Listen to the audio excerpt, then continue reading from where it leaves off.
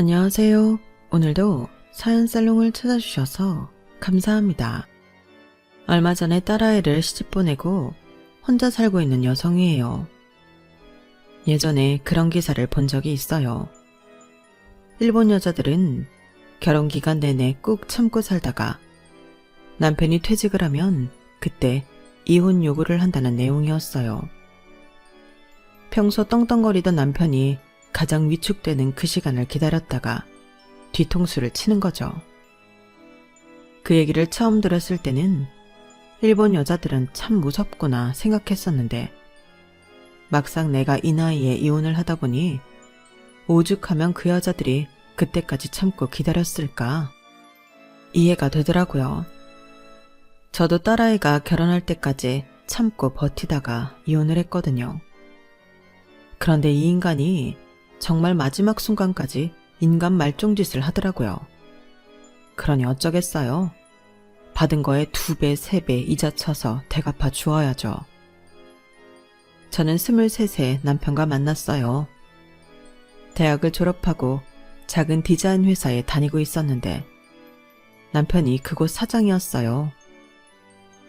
남편은 돈 있는 집 장남으로 태어났지만 부모님 기대에 부응하지 못해서 동생한테 밀린 비운의 왕자였죠. 시어머니는 엄청난 돈을 쏟아부어 큰아들을 공부시켰지만 원하던 명문대는 고사하고 서울에 있는 대학도 모조리 떨어지고 말았어요. 애초에 공부에 소질이 없는 애한테 괜한 돈만 쏘아부은 거였죠. 반면에 작은 아들은 형한테 시키는 거에 반의 반도 안 되게 공부를 시켰음에도 전교 1등은 물론 전국 모의고사에서 0.3% 밖으로 떨어진 적이 없을 정도로 공부를 잘했어요. 게다가 리더십도 있고 모범생이라서 선생님들은 물론 친구들한테도 인기가 좋았어요. 딱 하나 아쉬운 게 있다면 장남이 아닌 차남이라는 거였죠. 당시 저희 시댁은 증조부 때부터 3대째 병원을 운영해온 의사 집안이었는데 그래서 장남인 제 남편이 대를 이어 의사가 돼주길 바라셨어요. 하지만 제 남편은 그럴 생각도 없고 그럴 능력도 없는 사람이었다는 게 문제였죠. 어떻게든 장남을 인서울 의대에 보내려고 사법고시생들보다 더 열심히 장남 교육에 치맛바람을 날렸던 시어머니는 제 남편이 재수를 하고도 지방대까지 모조리 떨어지자 그제야 장남한테서 기대를 잡으셨어요. 그리고는 작은 아들한테 올인하셨죠. 덕분에 공부 압박에서 해방된 남편은 자기가 하고 싶었던 미술을 시작할 수 있었고 공부로는 언감생심 같았던 인서울대학 미대에 떡하니 합격했어요. 처음부터 의대가 아닌 미대로 진로를 잡았다면 2년이란 시간을 호성세월로 보낼 필요도 없었을 거예요. 집안의 기대주 장남에서 하루아침에 찬밥 신세가 된 남편은 오히려 부모님 눈치 안 보고 자기가 하고 싶은 미술을 실컷 할 수 있었어요.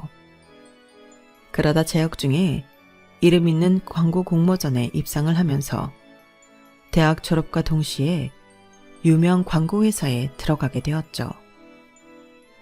부모가 원하는 의사가 되지 못했지만 자기 분야에서 꽤 괜찮은 커리어를 쌓아가자 부모님도 조금씩 마음을 풀기 시작하셨어요.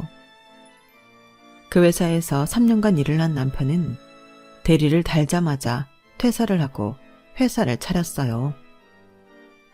직장 생활을 해보신 분들은 아실 거예요. 회사원 3년차가 얼마나 위험한지를요. 사수 밑에서 이런저런 일을 다 경험하고 산전수전 겪어본 연차라서 나름 자기 능력에 대해 자신감을 갖는 때잖아요. 프로젝트 성공이 마치 자기 능력 덕분인 줄 착각하는 시점이요. 실제로 그 시점에 퇴사를 하고 자기 사업을 시작하는 사람이 꽤 많았어요. 그리고 대개는 그런 사업을 시작했다가 2년도 못 버티고 망하는 경우가 대다수였죠. 저는 남편이 회사를 차리고 3개월이 조금 넘는 시점에 남편 회사에 취직을 한 거였어요. 그 3개월 동안 저에 앞서 4명이나 입사를 했다가 퇴사를 했으니 남편 회사가 얼마나 위태로운 상황이었는지 짐작하실 거예요. 사회 초년생이었던 저는 사실 할 줄 아는 게 거의 없었어요. 미대 시각 디자인과를 나오기는 했지만 실전 업무와는 전혀 다른 공부였기 때문에 배운 걸 써먹는다는 건 거의 불가능했거든요. 그래서 사수를 잘 만나야 하는 시점이었는데 안타깝게도 회사에는 제게 일을 가르쳐줄 사수가 없었다는 게 문제였죠. 그래서 회사 대표인 남편이 제 사수 일까지 도맡아 했어요. 남편은 알아주는 대형 광고회사에 있었던 사람이니만큼 일 하나는 기가 막히게 하더라고요. 남편이 시안을 잡는 걸 보면 정말 신기에 가까운 실력에 입이 떡 벌어질 정도였어요. 회사 대표로서는 무능했지만 디자인 능력만큼은 최고였죠. 그 덕에 체계도 없고 뭐 하나 변변한 거 없는 회사가 돌아가고 있다고 해도 과언이 아닌 정도였어요. 여자가 남자한테 반할 때 뭐에 가장 끌리는지 아세요? 얼굴? 몸매? 키? 아니요, 능력이에요. 키가 작거나 얼굴이 못생겨도 자기 일을 끝내주게 잘하면 그 순간은 장동건 뺨치게 잘생겨 보이기 마련이거든요. 저도 마찬가지였어요. 남편은 회사 대표임에도 매일 영업부장한테 깨지고 격리부장한테 핀잔을 듣는 사람이었지만 컴퓨터 앞에 앉는 순간만큼은 물 만난 고기처럼 엄청난 능력을 발휘하곤 했어요. 그러니 어떻게 안 반할 수 있겠어요. 거기다 사는 집 자식이라 그런지 옷이며 시계, 구두까지 명품 아닌 게 없었고 어릴 때부터 부를 누리고 살아서 귀티가 몸에 배어 있었어요. 똑같이 사무실에서 3일을 날새고 일을 했어도 남편한테선 약간 피곤해 보이는 것 외에는 더럽다는 인상은 받을 수 없었어요. 배가 아무리 고파도 입에 묻혀가며 허겁지겁 먹는 일도 없었고 손가락에 묻은 크림을 빨아먹을 때도 어찌나 멋있게 보이는지. 아무튼 일반인들과는 다른 부티가 몸에 좔좔 흐르는 사람이었죠. 그래서인지 주변엔 여자가 참 많았어요.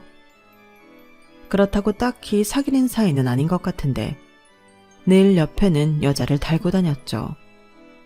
학교 선배의 후배, 집안끼리 아는 여자의 전에 다니던 회사 동료까지 하나같이 다들 예쁘고 집안 학벌 좋고 몸매도 쭉쭉 빠진 여자들이었어요. 그런 여자들 옆에 있으면 눈에 보이지도 않을 만큼 평범하기만 했던 저는 늘 자괴감에 쩔어 있었어요. 그래서 시작도 해보기 전에 일찍부터 마음을 접었어요. 이렇게 멋진 여자들이 옆에 널려 있는데 이 남자가 나한테 눈길을 줄 리가 없다고 생각했거든요. 하지만 사수 아닌 사수로 매일 남편한테 일을 배우고 하루의 절반가량을 한 공간에서 함께 지내다 보니까 단념하는 게 쉽지 않았어요. 그래서 그냥 좋아하기로 했어요. 사람을 좋아하는데 돈이 드는 것도 아니고 티 안 내고 속으로만 좋아하면 그만이니까요. 그런데 남편이 자꾸 저를 흔들기 시작한 거예요. 처음 제가 입사했을 땐 제 옷차림이나 장신구에 무신경 하던 사람이 언제부턴가 간섭도 하고 칭찬도 하기 시작했거든요. 가령 이런 식으로요. 선주 씨는 그 가디건 좋아하나 봐? 이달 들어 벌써 3번째 입고 오네? 선주 씨한테는 와인색이 참 잘 어울린 것 같아. 선주 씨, 귀걸이 새로 샀어? 예쁘네. 남편의 이런 관심에 접었던 마음을 다시 펴고 접기를 몇 번이나 반복했어요. 그러다 결정적인 사건이 벌어진 거예요. 하루는 클라이언트와 미팅이 있어서 남편과 함께 거래처로 갔는데 미팅이 길어져서 그쪽 담당자와 함께 저녁 식사까지 하게 되었어요. 문제는 그 담당자가 은근히 제게 성적인 농담을 걸면서 슬쩍슬쩍 가벼운 신체 접촉을 해왔다는 거였죠. 저희 회사로서는 중요한 거래처였던 탓에 애써 참고 넘어가려고 했는데 순간 남편이 소리나게 젓가락을 딱 내려놓더라고요. 그리고는 어이가 없다는 듯 피식 웃으면서 그러는 거예요. 아이씨, 어디서 개수작이야. 내가 지금 그쪽 성욕구 충족시켜주려고 내 직원을 여기 데려온 것 같아? 이게 어디서 더러운 짓거리야? 그러자 거래처 담당자는 시치미를 떼며 오히려 화를 냈어요. 아니, 내가 뭘 어쨌다고 이럽니까? 그리고 왜 반말이야? 내가 뭘 잘못했는데? 아이씨, 이래서 구멍가게들이랑은 거래를 하는 게 아닌데 구질구질한 것들이 사람 우습게 알고 까부네. 이봐요, 한 대표님. 그쪽이 대표면 뭐해? 내가 이번 거래 엎으면 그쪽 회사 나락이야. 그건 알고 덤비는 거야? 하, 이 새끼 웃기는 놈이네. 야, 네가 뭔데 거래를 엎어? 니네 회사가 갑이니 네가 갑이냐? 넌 그저 그 회사에서 월급 받고 일하는 일개 직원일 뿐이야. 어디서 가짜게 갑질을 하러 들어? 너 똑똑히 알아둬. 나 이 자리에서 일어나는 순간 변호사 선임할 거야. 네가 내 직원 몸에 더러운 몸뚱이 들이댄 거 내 눈으로 똑똑히 본 이상 절대 못 넘어간다고 새끼야. 니네 회사 윤리위원회에도 고발 조치할 거니까 그렇게 알아둬. 별 쓰레기 같은 새끼가 기분 잡치게 하네. 이선주 씨, 일어나요. 나가서 옷부터 사입읍시다. 그 새끼가 손댄 부위 증거품으로 남겨놔야 되니까. 이 새끼야, 네가 시치미 때도 소용없어. 이 옷에서 네 지문 하나라도 나오면 넌 그날로 실업자의 성범죄자 되는 거니까. 알았어? 그러자 그제야 거래처 담당자는 남편 팔을 끌어잡고는 한 번만 봐달라고 용서를 빌었어요. 새끼야, 번지수가 틀렸잖아. 네가 내 몸 만졌어? 왜 나한테 사과를 해? 피해자한테 직접 사과해. 담당자는 코가 땅에 닿을 정도로 제게 사과를 했어요. 하지만 남편은 일식집에서 나오자마자 바로 거래처 과장님한테 전화해 성추행 사실을 알리고 시정 요청을 했어요. 변호사를 선임할 생각이라며 엄포까지 놓으면서요. 상황이 이렇게 커지자 슬슬 겁이 나기 시작하더라고요. 일단 남편이 말한 대로 증거품인 옷부터 챙겨야겠다는 생각에 근처에 옷가게가 어디 있나 두리번거렸어요. 그러자 남편이 의아한 표정으로 쳐다보더라고요. 저기 대표님, 건너편에 옷가게가 있는 것 같은데 일단 그리로 갈까요? 옷가게? 거긴 왜? 아까 그러셨잖아요. 옷에 지문 묻은 거 확보해야 한다고. 그러자 남편이 당황한 표정으로 웃기 시작했어요. 선주씨, 그 말을 믿었어? 아니, 슬쩍 옷에 닿은 지문을 어떻게 확보해? 미드를 너무 많이 봤네. 그 정도로는 지문 안 나와. 아까는 어쨌든 강하게 나가야 사과도 받을 수 있을 것 같아서 그냥 한 소리 한 거지. 선주씨, 은근히 귀엽네. 그 말에 저는 얼굴이 발갛게 달아올랐어요.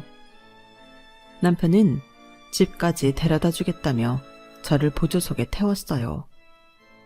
집까지 가는 동안에도 저는 민망해서 고개를 창 쪽으로 향했고 남편은 힐끔힐끔 저를 쳐다보았어요. 그리곤 소리 안 나게 씩 웃더라고요. 그날의 일로 거래처 담당자가 바뀌었고 성추행을 했던 직원은 징계를 받았다고 했어요. 거래처 쪽에선 부장님이 직접 저희 회사로 찾아와 제게 사과를 하고 위로 선물로 100만 원 상당의 백화점 상품권을 주고 가셨어요. 그날 제가 겉옷을 두껍게 입고 있어서 실제 제 몸에 그 직원 손은 닿지 않았기에 이렇게 과한 선물을 받아도 되나 생각했는데 남편이 받으라고 눈짓을 해서 받긴 했어요. 거래처 부장님이 가고 난 뒤 남편이 그러더라고요. 선주씨, 이게 별거 아닌 일이다 생각하면 별거 아닌 걸 수도 있겠지만 이런 일을 가볍게 넘겨주면 성추행범의 재범죄를 부추기는 꼴이 돼.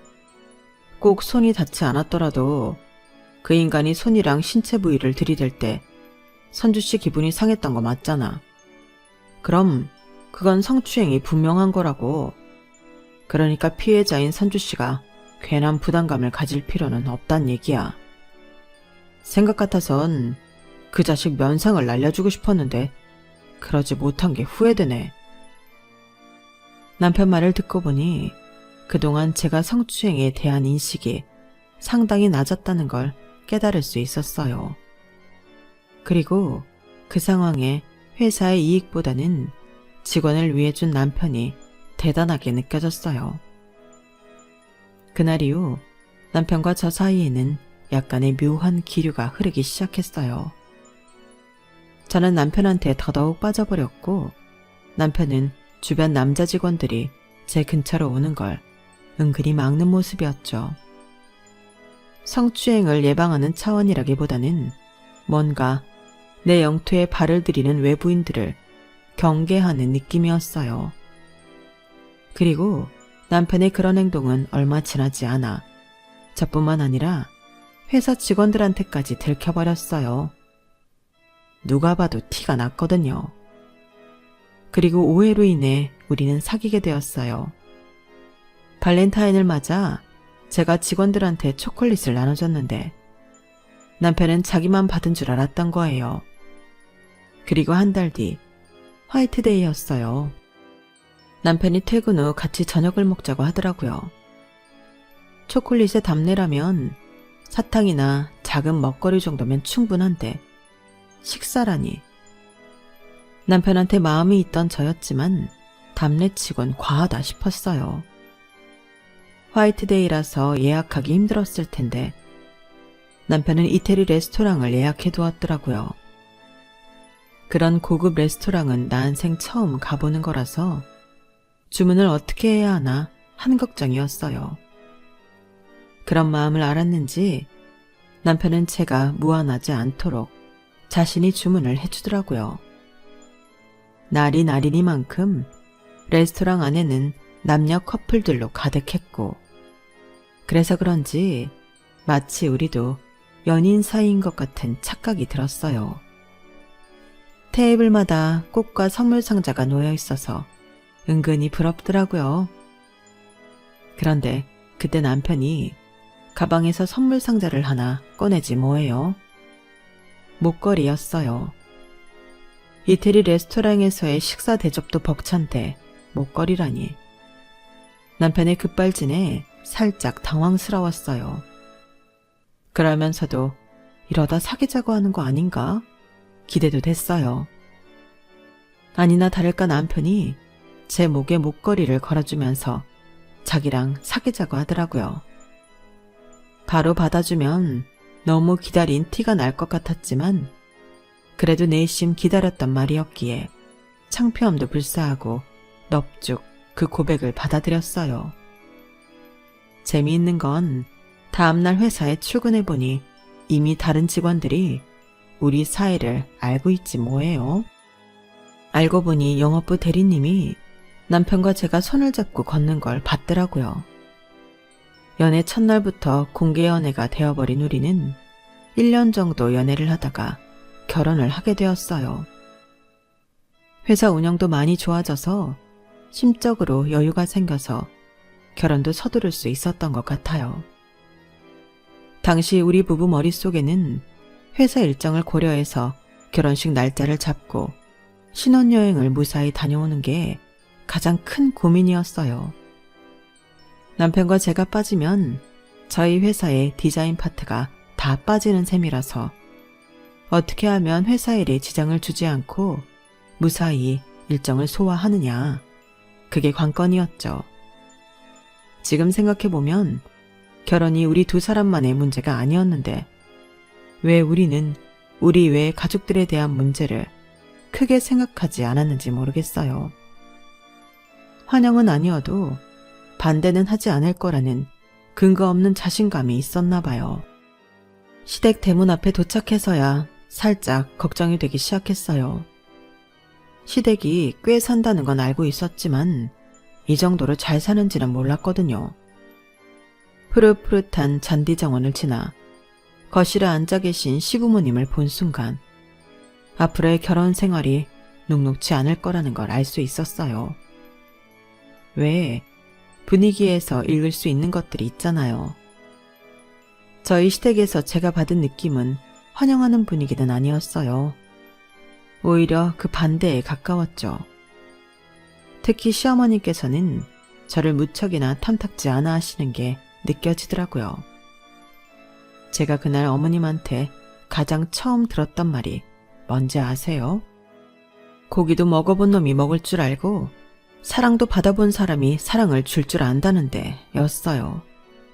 한마디로 저희 집 형편도 보려고 제가 사랑도 많이 못 받고 자란 것 같다는 의미였죠. 난 내 며느리가 구김이 없는 애가 들어왔으면 했어. 궁색함 없이 사랑받고 자란 애들은 어디를 가도 환영받는 느낌이 있잖니? 딱 그거 하나 바랐을 뿐인데.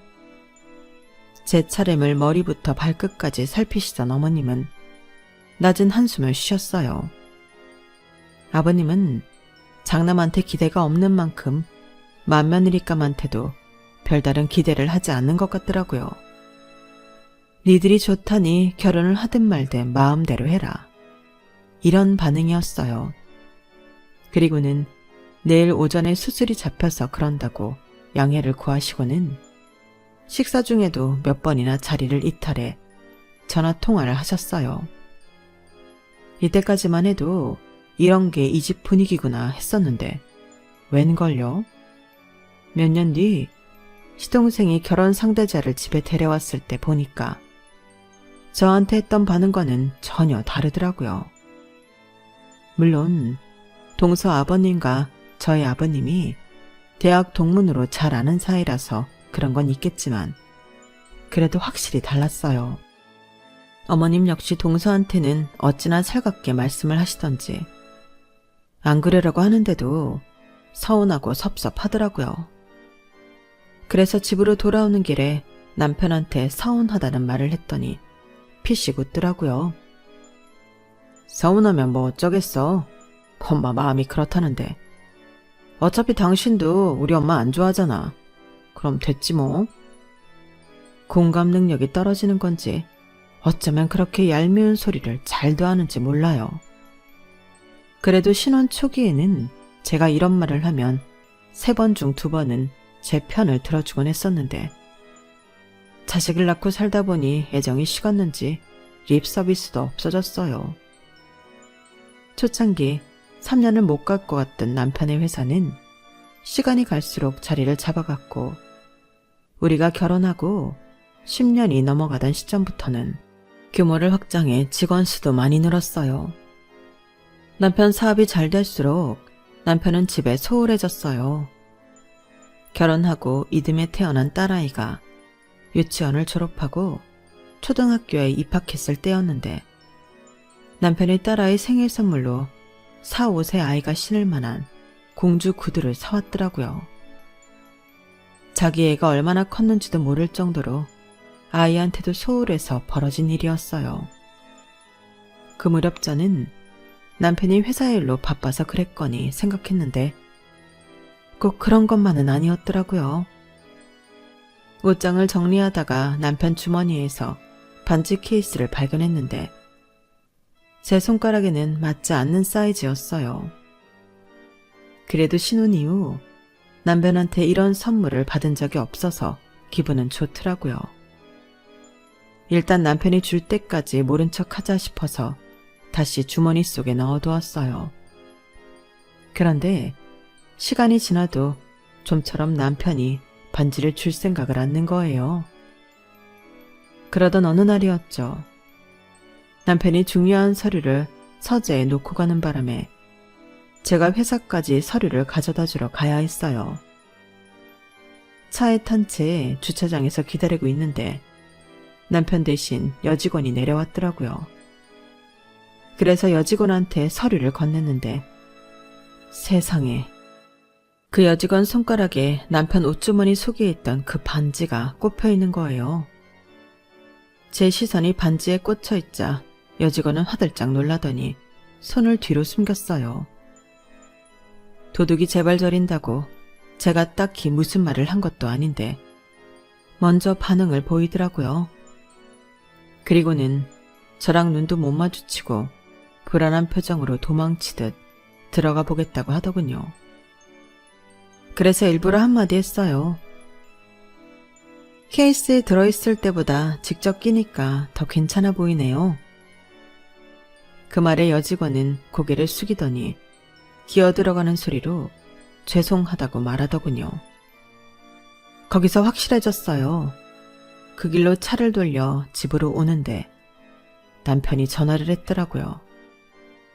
여직원한테 이미 들은 거겠죠, 얘기를. 저는 그래도 남편이 잘못했다고 사과를 하려고 전화한 줄 알았어요.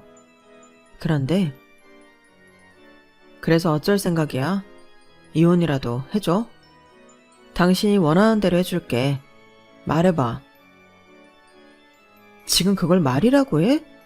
적어도 이럴 땐 잘못했다, 미안하다, 사과가 먼저 아니야? 당신이 뭘 잘했다고 이런 식으로 나와. 뭐가 그렇게 떳떳하냐고. 그러니까 당신이 원하는 대로 해주겠다잖아. 암튼 나 지금 회의 들어가야 해서 바쁘니까 나중에 얘기해. 그리고는 전화를 먼저 끊어버렸어요. 누가 보면 제가 바람을 피운 줄 알겠더라고요. 남편은 그날 이후 며칠을 집에 돌아오지 않더라고요. 제가 전화를 해도 받지도 않았고요. 그런데 마침 시어머니가 저희 집에 오신 거예요. 저희 딸아이 입학 선물을 못 사줬다고 늦은 선물을 전해주러 오신 거였죠. 사람이 그렇잖아요. 남편이 미우니까 시어머니도 덩달아 밉더라고요. 그래서 남편의 외도 사실을 말해버렸어요. 당신 아들이 이러고 다닌다는 식으로 말했죠. 그랬더니 어머님이 뭐라는 줄 아세요? 밖에서 일하는 남자가 여자 좀 만나는 게 무슨 흠이라고 이 난리냐? 네 남편 정도면 어디서 빠지는 거 하나 없는 앤데 그런 남자를 여자들이 가만히 두겠어? 난 또 뭐 대단한 일이라고. 어머님, 아니 어떻게 그렇게 말씀하실 수가 있어요? 아버님이 바람을 피워도 그렇게 말씀하시겠어요? 그러자 어머님이 피식 웃으시며 그러는 거예요. 이 날 이때까지 네 시아버지랑 살면서 내가 여자들 정리 한두 번 했는 줄 아니? 그러니까 너도 그렇게 열내지 말고 차라리 나한테 배워라. 이런 것도 치워내는 건 내가 아주 선수니까. 어이가 없어서 말도 안 나왔어요. 그 부모의 그 자식이라고 시아버지 닮아 바람피는 남편도 그렇고 며느리한테 남편의 여자 떼어내는 법을 알려주겠다는 시어머니도 그렇고 아주 막장 인간들이었어요. 그런데 어머님 말씀 중에 딱 제 귀에 꽂힌 말도 있었어요. 너 지금 이혼 생각하는 건 아니지? 네가 원한다면 말릴 생각은 없다만 그게 과연 누구한테 좋은 일인지 잘 생각해보고 결정해. 지금 이혼하면 우리 아들은 젊은 여자 만나 재혼하면 그만이야. 그런데 넌 애까지 딸린 여자가 믿을 수 있는 건 위자료밖에 더 있니? 그거 받고 떨어져 나가기엔 너무 억울하지 않겠어? 나라고 네 시아버지 여자 문제 터질 때마다 이혼 생각 안 해봤겠니? 근데 그건 내가 그 사람을 사랑할 때 얘기야. 남편이 바람을 핀 순간 난 이 인간한테 마음을 접었어. 대신 현실적으로 내가 챙길 수 있는 걸 챙기자 생각한 거지. 그게 돈이고 병원장 아내라는 타이틀이야. 그러니 너도 선택해. 팔은 안으로 굽는다지만 그래도 내가 너한테 이런 얘기를 해주는 건 그간 네가 이 집 며느리로 산 거에 대한 보상이라고 생각해라. 그러니까 빨리 결정해. 시간 지나면 주도권은 네 손에서 떠나니까. 의외였어요. 저를 반기지 않았던 어머님이시기에 제 편이 되어 얘기를 해주실 줄은 몰랐거든요. 어머님 말씀이 맞아요. 제가 지금 이혼하면 좋아할 사람은 남편과 내연녀일 거예요. 혹여 내연녀가 이 집에 들어와 아들이라도 낳는다면 최악의 시나리오가 되는 거였죠. 제 딸은 상속 문제에 있어서 그 여자 아들한테 밀릴 테니까요. 그래서 어머님 말씀대로 이혼 대신 실속을 차리기로 했어요. 그래서 아버님을 찾아갔어요. 물론 바람을 피운 건 남편이지만 자식을 이렇게 키운 시부모한테도 잘못은 있는 거니까 아버님한테 보상해달라고 말씀드렸죠. 제가 요구한 건 아버님 소유의 주상복합 아파트였어요. 평수는 그리 크지 않았지만 위치가 좋아서 월세 수입이 잘 나오는 곳이었거든요. 월세를 모아 비상금을 만들어둘 생각이었어요. 처음엔 시큰둥하시던 아버님이었지만 큰아들 추문으로 인해 병원장 체면이 깎이는 건 원치 않았기에 어쩔 수 없이 제 청을 들어주셨어요. 그 후로도 남편이 바람을 피울 때마다 저는 아버님과 남편한테 하나씩 챙기기 시작했어요. 그렇게 해서 결혼 28년 만에 저는 건물 한 채를 갖게 되었어요. 어느 순간부터 남편은 외도를 저지르고도 부끄러움이나 미안함 따위는 느끼지 않는 것처럼 보였어요. 돈으로 보상해주면 그만이다 생각한 거겠죠. 한 번이 어렵지 2번, 3번은 쉬운 거잖아요. 못난 아들 뒤를 봐주시던 아버님이 갑자기 세상을 떠나시고 시동생이 병원을 물려받으면서 남편은 끈떨어진 연신세가 되었어요.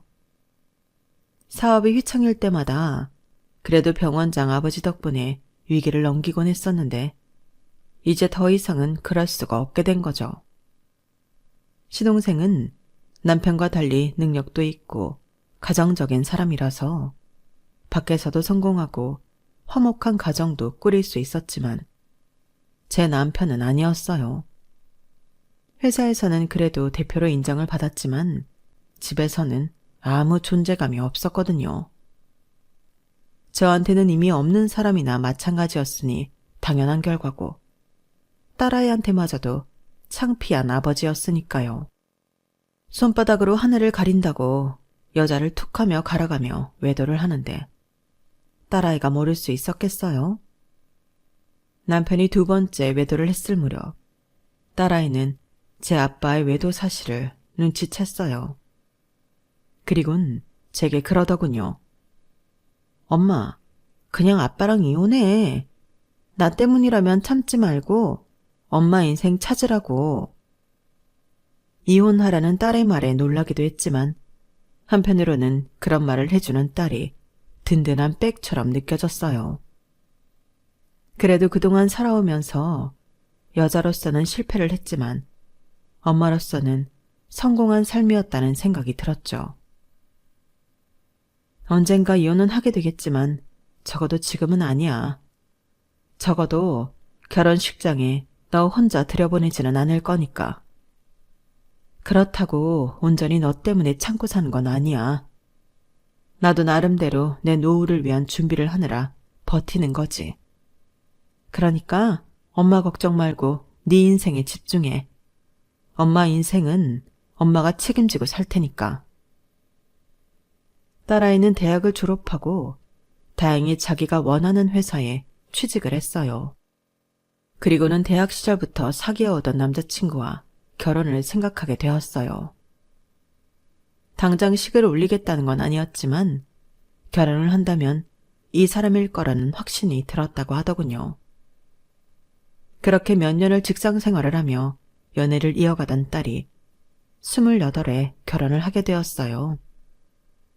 사윗감은 가정적인 아버지를 보고 자라 그런가 제 딸아이한테도 그렇고 저한테도 참 나긋나긋하게 굴더군요. 외롭게 자란 딸아이한테 잘 어울리는 남편감이란 생각이 들었어요. 하루는 딸애가 그러더라고요.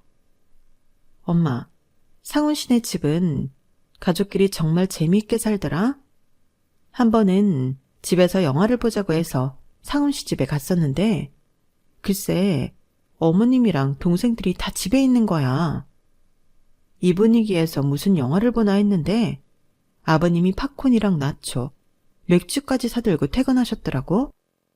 온 가족이 일사불란하게 움직이더니 순식간에 거실에 극장이 차려진 거야. 프로젝트로 거실 벽에 영상을 쏴서 말이야. 온 가족이 소파에 등을 기대고 앉아서 팝콘을 먹어가며 영화를 보는데 막 눈물이 날 것 같더라. 가족이란 게 이렇게 가깝고 따뜻한 존재구나 싶어서 말이야. 그래서 상훈 씨랑 결혼하고 싶었어. 나도 이 사람들 속에 가족으로 속하고 싶어서. 딸아이 말에 가슴이 미어지는 것 같더라고요.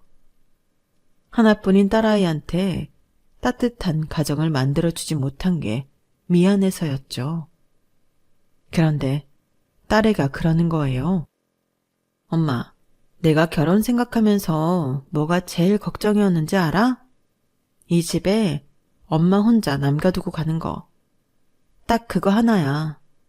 엄마도 이젠 엄마를 사랑해줄 사람을 찾아 떠나. 아직 늦지 않았어. 내가 옆에서 응원할게. 어? 그때 결심을 했어요. 지금까지는 막연히 언젠가라고 생각했던 이혼 시점을 딸아이 결혼식 다음 날로 잡아야겠다고요. 당시 남편은 저희 딸보다 2살 위인 여자랑 바람을 피우고 있었어요.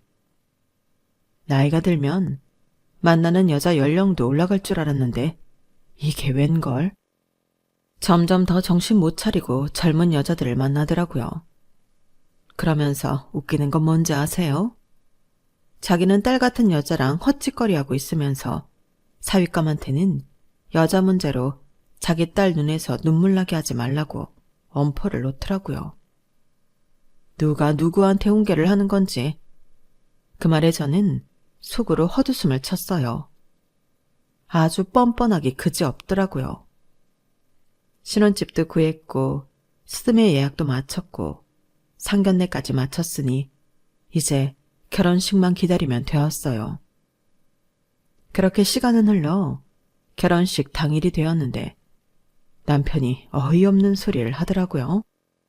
출장을 가야 한대요. 딸아이 결혼식 날에 말이죠. 어제까지 그런 말 없다가 갑자기 무슨 출장? 일이 갑자기 터진 걸 난들 어떡해. 가까운 일본이니까 며칠 걸리진 않을 거야. 예림이한테는 미안하지만 요즘 우리 회사 사정도 안 좋은데 어쩌겠어? 내 자식도 중요하지만 내가 벌어 먹여야 하는 직원들 생각도 해야지. 당신이 나 대신 결혼식 잘 치러줘.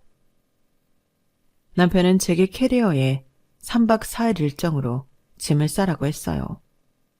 그러면서 검은 정장도 한 벌 넣으라고 하더군요. 느닷없이 웬 검은 정장인가 싶어 욕실에 씻으러 들어간 남편한테 물어보려는데 그때 남편 휴대폰으로 문자가 온 거예요. 액정에 뜬 문자는 남편의 내연녀한테 온 거더라고요. 남편이 방금 전까지 휴대폰을 사용해서 그런가 문자를 터치했더니 전문이 바로 뜨더군요. 자기야, 상주석에 앉아야 하니까 검은 정장 꼭 챙겨와. 이게 뭔 소린가 해서 그간 남편과 내연녀가 나눈 문자를 확인했더니 새벽에 내연녀 부친이 세상을 떠나셨던 모양이더라고요. 딸 자식밖에 없어서 상주 노릇 해줄 사람이 없다고 칭얼대자 남편이 자기가 가겠다고 했더라고요. 딸 결혼식은 집사람이 있으니 상관없다면서요. 그 문자 내용을 본 순간 마지막 남아있던 인간애마저 끊어져 버렸어요. 이건 인간 새끼가 아니구나 싶었죠. 안 그래도 딸아이 결혼만 시키고 나면 바로 이혼 요구를 할 생각이었는데 차라리 잘됐다 생각했어요. 일말의 정도 없이 깔끔하게 끝낼 수 있을 것 같았거든요. 남편이 캐리어를 들고 먼저 집을 나간 뒤 저는 딸아이한테 오늘 결혼식에 아빠가 못 올 거라는 얘기를 했어요. 딸아이는 잠옷 놀라는 것 같더라고요. 그래도 서운한 티 안 내려고 노력하는 걸 보니 제 가슴이 갈갈이 찢어지는 것 같았어요. 그래, 자기 자식 가슴에 칼을 박고도 내연녀 옆을 지키겠다 이거지? 오냐, 그 장례식이 누구 장례식이 될지 어디 두고 보자. 저는 마음속으로 칼을 갈면서 딸아이와 함께 미리 예약해둔 헤어샵에 갔어요. 그리고 예정대로 결혼식을 무사히 치러냈어요. 남편이 딸 결혼식장에 나타나지 않자 친인척들도 그렇고 신랑 측에서도 말들이 나왔지만 다행히도 시동생이 제 딸을 데리고 식장에도 들어가주고 혼주석에도 앉아주어서 무사히 남길 수 있었어요. 사위와 사돈 내외도 저희 사정을 이해해 주었고요. 그렇게 결혼식을 마치고 딸아이와 사위를 공항으로 떠나보낸 뒤 저는 옷도 갈아입지 않은 채 한복 차림으로 남편과 내연녀가 있는 장례식장으로 향했어요. 가장 화려한 결혼식 혼주 차림으로 장례식장에 들어서자 사람들 이목이 제게 집중되더군요. 차라리 잘됐다 싶었어요. 기왕 망신을 줄 거 한 명이라도 더 보는 앞에서 줄 수 있으니까요. 상주석에 나란히 앉아있던 남편과 내연녀는 저를 보고 기겁을 하더라고요. 특히 남편은 꿀떡꿀떡 마른 침만 삼켰어요. 제 한마디에 모든 게 달려있다는 걸 아는 거죠. 저는 일단 영정 속 내연녀 부친한테 고개를 숙이고 사과를 드렸어요. 어르신, 죄송합니다. 마지막 가시는 길에 이런 참담한 상황을 전하게 되었네요. 그래도 저를 너무 원망은 하지 마세요. 이게 다 딸 자식 잘못 키우신 죄니까요. 제가 오늘 딸아이 혼사를 치르고 왔습니다. 그런데 말이죠. 제 딸아이 손을 잡고 식장에 들어가야 할 남편이란 작자가 지 딸뻘 되는 어린 여자한테 빠져선 딸 결혼식에 불참했지 뭡니까? 내연녀 부친 장례식에서 상주노수를 해야 한다나 뭐라나. 여기까지 말을 하자 장례식장 안에 있던 문상객들 사이에서 웅성거리는 소리가 들렸어요. 내 정체가 뭘까 생각했는데 그게 이 집 딸의 상간남 본처라는 걸 알게 되었으니 얼마나 흥미진진했겠어요. 그러자 남편이 달려와 제 팔을 붙잡고는 나가서 얘기를 하자고 하더군요. 저는 질색을 하며 그 손을 뿌리쳤어요. 이거 놔! 어디서 감히 내 몸에 손을 대? 밖에서 함부로 몸 굴리고 다니는 시궁창 같은 더러운 새끼가. 너 이런 날이 올 줄 모르고 그동안 여자들 후리고 다녔니? 하다 이젠 네 딸이랑 2살밖에 차이 안 나는 애까지 건드려? 인간아, 너 언제 철들래? 그리고 그쪽도 똑같아. 장례식장에 들어오다 보니 그쪽 아버님 연세가 내 남편이랑 동갑이던데 세상에 그런 남자랑 한 입을 덮고 그러고 싶어? 아무리 돈이 좋아도 그렇지 인생을 그따위로 살아도 되냐고. 부모님 보기 창피하지 않아? 그러자 내연녀가 파르르 떨며 앙칼지게 소리쳤어요. 아줌마가 뭔데 내 부모님 얘기를 꺼내요? 당신이 무슨 자격으로? 남의 장례식 망치지 말고 가세요. 안 그럼 경찰 부를 거예요? 아, 경찰? 그래 불러. 기왕 판 키우는 거 경찰이 와야 시끌벅적하고 사람들도 더 몰리지. 그래, 지 아빠 장례식 망치는 건 싫은가 보네. 그래서 새벽부터 내 남편한테 전화해선 딸 결혼식 가지 말고 자기 아빠 장례식장에 와달라고 그런 거구나. 네 아빠 장례식은 중요하고 이 사람 딸 결혼식은 안 중요해서? 대단하네. 어려서 봐주려고 했더니 나이 문제가 아니었어. 넌 그냥 인성 자체가 썩어빠진 앤 거야. 아줌마가 뭔데 내 인성을 운운해요. 남편 관리 잘못해서 뺏겼으면 조용히 안방에서 짐이나 빼세요. 남의 아빠 장례식 망치지 말고. 아주 이제 창피함도 모르고 대드는구나. 예, 잘 들어. 네 아빠 장례식을 망친 건 내가 아니라 너야. 똥인지 된장인지 모르고 남의 거 한 푸로 훔쳐서 먹는 너 때문이라고. 어떻게 된 애가 창피한 것도 모르고 지 아빠 장례식에 가정 있는 유부남을 데려다 상주자리에 앉히니? 이 꼴을 보고 니네 아버지가 퍽도 마음 편히 가시겠다. 나라면 창피해서 고개도 못 들 거야. 여기 온 문상객들한테 딸 자식 잘못 키운 거 광고하는 셈인데 어떻게 마음 편히 이승을 떠나? 너 지금 네 아버지한테 엄청난 불효 저지르는 거라고. 하긴 그걸 아는 애라면 이런 짓도 안 하지. 됐고 지금부터 내가 하는 소리 잘 들어. 난 걸레 같은 저 인간 더는 안 데리고 살 거야. 그러니까 네가 끼고 살 때 마음대로 해. 그리고 넌 너대로 죗값 치러야겠지? 들어보니 너 배우라며. 아직 단역이라 그런가 내 눈에 익지 않아서 몰랐는데 그나마도 이젠 그 일 못하겠네? 내가 너한테 상간녀 위조료 청구 소송 낼 거거든. 간통죄야 사라졌다지만 상간녀 위조료 청구 소송 당했다고 하면 다들 네가 무슨 죄를 지었는지 알 거야. 그 주제에 뻔뻔하게 TV에 나오겠다거나 무대에 서겠다는 생각하진 않겠지? 뭐 네가 그렇게 하려고 해도 널 써주는 사람이 없긴 하겠지만. 예, 세상이 막 돌아가는 것 같아도 말이야. 다들 지킬 건 지키고 산다? 그래서 사는 게 힘든 거야. 그걸 안 하고 편하게 살자 들면 너나 저 인간 꼴 나는 거고. 아, 내가 그 얘기를 전한다는 걸 깜빡했네. 당신 어머니가 전해달래. 애비 노릇도 못하는 걸 자식으로 받아줄 생각 없으니까 집안 망신 그만 떨고 호적 파서 나가래. 그간 사업자금으로 빌려간 돈도 이달 말까지 갚으라시고. 당신 이제 개털된 거야. 알겠어? 저는 할 말을 다 하곤 장례식장을 나왔어요. 장례식장에 있던 문상객들은 흥미진진한 표정으로 남편과 내언녀의 반응을 살피더라고요. 나오다 보니 두 사람은 서로 네 책임이니 내 책임이니 실랑이를 벌이더군요. 그렇게 저는 딸 결혼식 날 남편과의 결혼 생활을 끝냈어요. 서류 정리까지는 2달 이상 걸렸지만 그래도 지금은 속 시원하게 남남이 되었네요.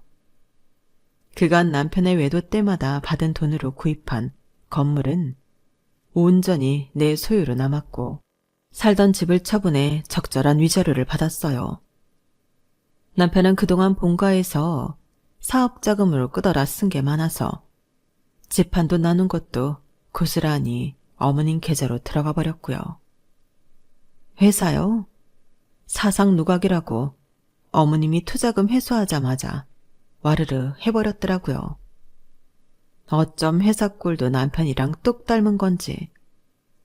남편 내언녀는 장례식장에서 공개적으로 망신을 당한 뒤 연기 일은 그만뒀다는 것 같아요. 얼굴 팔리는 일을 하는 사람이 인생 그렇게 살면 안 된다는 걸 이번 기회에 확실히 알게 됐을 거라고 생각합니다.